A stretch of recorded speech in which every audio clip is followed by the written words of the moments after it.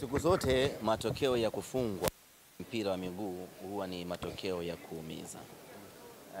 Hakuna namna ya kupokea matokeo ya kufungwa kwa namna nyingine yoyote zaidi ya maumivu. Na inauma zaidi kwa sababu hii ndio ilikuwa mechi ya mwisho kuamua hatima yetu Simba msimu huu. Na kinachouma zaidi ni kwamba kombe lilikuwa uwanjani. Kombe jipya limeondoka, tumelikosa. Sisi Simba Sports Club tuna maumivu makali mno.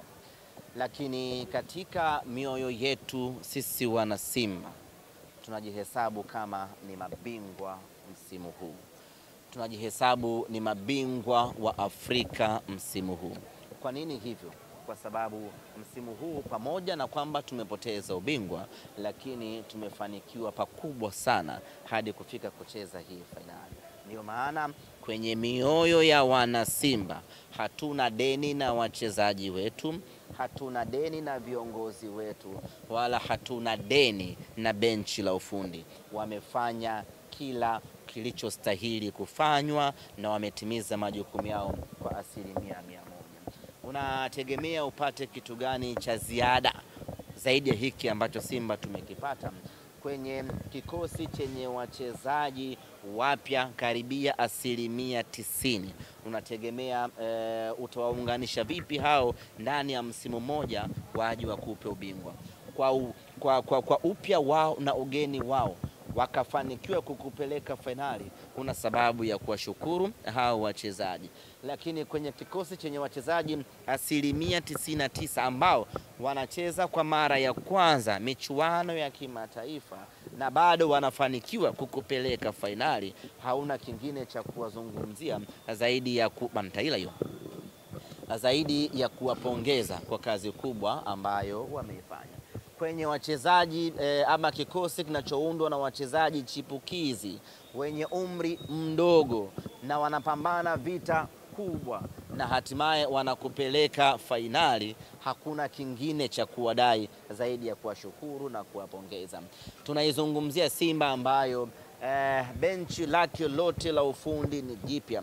Walimu wanahitaji miaka 3, miaka 4 kuweza kutengeneza timu imara, lakini ndani ya muda mfupi Mwalimu Fadlu Davis amefanikiwa kutengeneza Simba imara yenye wachezaji wapya, wachezaji wasiokuwa na uzoefu, wachezaji wadogo, na hatimaye ametupeleka hatua ya fainali. Kwenye timu hii ukitoa Matola na Patrick Raymond meneja, waliobaki wote walikuwa wageni, lakini pamoja na ugeni wao wameweza kutengeneza Simba iliyokuwa imara na tishio, na hatimaye tumecheza fainali. Ndiyo maana tunaweka wazi ya kwamba sisi kwenye mioyo yetu, kwenye fikra zetu tunasema ya kwamba sisi ni mabingwa wa Afrika msimu huu kwa sababu tumetimiza malengo yetu. Hili limekwisha. Tunachokiangalia sasa hapa ni kutengeneza timu ya kwenda kutupa ubingwa sasa.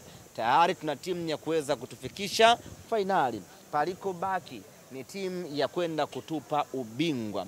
Na ili tuweze kufanikiwa hilo, standard mpya ambayo tumeiseti hivi sasa, niwaambie ndugu zangu waandishi wa habari, standard yetu tunapoanza michuano ya kimataifa, break yetu inakuwa ni fainali ya michuano ya Afrika. Hiyo ndio standard mpya ya mnyama ambao tumeiweka hii leo. Msimu huu kimataifa tumemaliza, tunajipongeza na tunakwenda kujipanga kwa wakati ujao.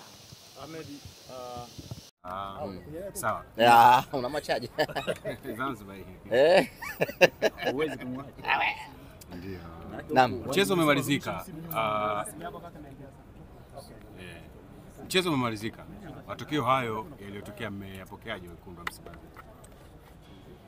Siku zote matokeo ya kufungwa kwenye mpira wa miguu huwa ni matokeo ya kuumiza.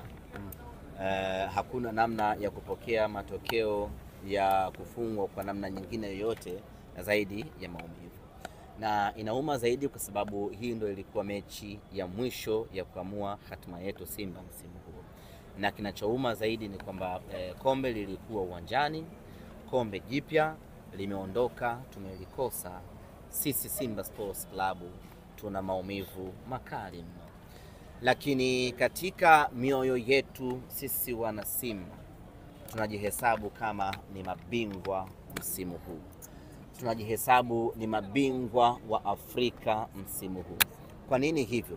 Kwa sababu msimu huu pamoja na kwamba tumepoteza ubingwa, lakini tumefanikiwa pakubwa sana hadi kufika kucheza hii fainali. Ndio maana kwenye mioyo ya wana Simba hatuna deni na wachezaji wetu, hatuna deni na viongozi wetu, wala hatuna deni na benchi la ufundi. Wamefanya kila kilichostahili kufanywa na wametimiza majukumu yao kwa 100%.